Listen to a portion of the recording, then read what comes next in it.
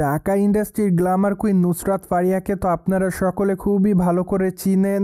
কেননা নুসরাত ফারিয়া তার কেরিয়ারে একাধিক চলচ্চিত্রেরই মধ্যে উপহার দিয়েছে তিনি তার ভক্তদের।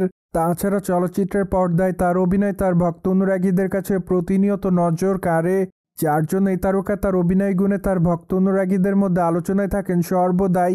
পায়দো এই তারকাকে বাংলাদেশি চলচ্চিত্রে অভিনয় করার পাশাপাশি কলকাতা বাংলা চলচ্চিত্রে নিয়মিত অভিনয় করতে দেখা গিয়েছে। তাই তো বলাই বাহুল্য যে এই তারকা দুই দেশের দর্শকদের কাছে দর্শকপ্রিয়তা অর্জন করেছে। বাই দ্য ওয়ে, বর্তমানে এই তারকাকে সামাজিক যোগাযোগ মাধ্যমগুলোতে প্রতিনিয়ত অ্যাক্টিভ দেখা যাচ্ছে, কেননা সেখানে এই নায়িকা তার এভরিডের আপডেটগুলো তার ভক্ত অনুরাগীদের মধ্যে আপলোড করেন। যাই হোক, মাঝে মাঝে বোল্ড অবতারে ধরা দিয়ে দর্শকদের মধ্যে বিতর্কেরও শিকার হয়, কিন্তু সে সকল বিতর্ক কিংবা সমালোচনাকে এই তারকা সেভাবে গ্রহণ করে না। তাই তো টলিগঞ্জের এই নায়িকা তার ইচ্ছামতো ছবি সামাজিক যোগাযোগ মাধ্যমগুলোতে আপলোড করেন।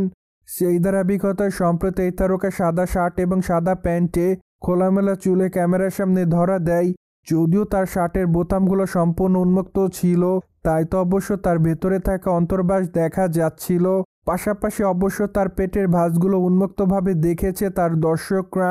তাই তো অবশ্য সম্প্রতি এই জন্যই ভক্তদের মধ্যে নতুন করে আলোচনার জন্ম দিয়েছে এই নায়িকা, যার প্রেক্ষাপটে বর্তমানে অনেকে তাকে হট গার্ল বলে দাবি করেন।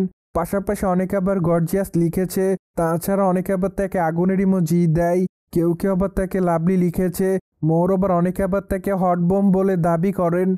যাই হোক, সবকিছু মিলে আপাতত নুসরাত ফারিয়া তার ভক্ত অনুরাগীদের মধ্যে এভাবে আলোচনাতে এসেছে।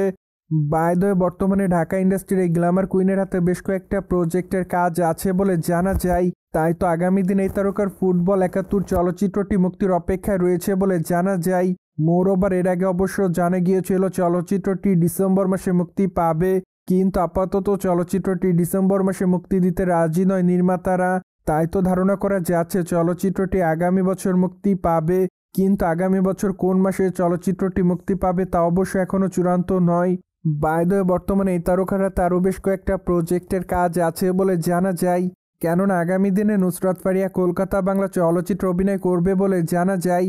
তাও অনেকদিন আগে এই তারকা কলকাতা বাংলার তারকা ইয়াশ দাশগুপ্তার সঙ্গে নতুন একটি চলচ্চিত্রের শুটিংয়ের কাজ করেছিলেন, কিন্তু দুঃখের বিষয় যে তার এই চলচ্চিত্রটি এখনও মুক্তি পায়নি। তাছাড়া তাদের আপকামিং চলচ্চিত্র রকিস্টার কবে মুক্তি পাবে তাও এখনও চূড়ান্ত নয়। তাই তো বলাই বাহুল্য যে আপাতত এই তারকার বেশ কিছু চলচ্চিত্র মুক্তির অপেক্ষাতে রয়েছে। সোভিয়েট জেনে তো নিলেন, ঢাকা ইন্ডাস্ট্রির তারকা নুসরাত ফারিয়াকে আপাতত সাদা কালারের পোশাকে হট অবতারে দেখছে তার ভক্তরা। ফলে বিষয়টি নিয়ে আপনাদের কোনো মতামত থাকলে কমেন্ট বক্সে জানাতে ভুলবেন না। Subscribe channel for more update.